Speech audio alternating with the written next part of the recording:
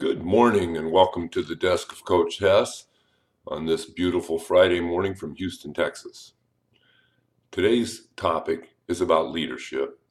You saw the biz tip earlier in the week on Monday, and now Friday we're going to talk about some of those traits and what a leader really is to you. I guess is the first question I'll ask.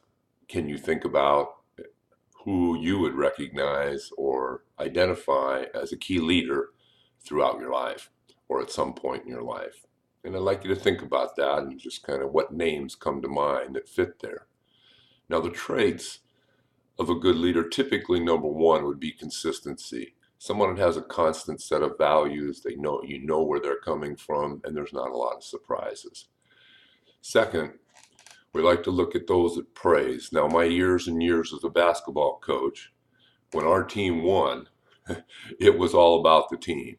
And I praised the team like crazy. When our teams didn't win, which didn't happen often, but when that was the case, I took the credit. I took it on my shoulders as the head coach. And I made sure that we changed our program and focused on improving from that loss. And it was my responsibility, not the players. Takes a lot of pressure off them to perform. And third, accentuating the positive. By golly, I'm reading a book right now called Whale Done, which is all about accentuating positive and training Shamu and the killer whales at SeaWorld or teaching them how to perform. If you've seen them, it's quite fantastic. And it's really about accentuating the positive and growing from that. And as one even gets close to it, you give close to the behavior that you desire. So, the negative side is mostly ignored. I followed this principle as a school teacher for years, where I made positive phone calls to people's homes when students' performance went up. And oh my gosh, what a difference that made in the behavior of many students in a change in their lives, even.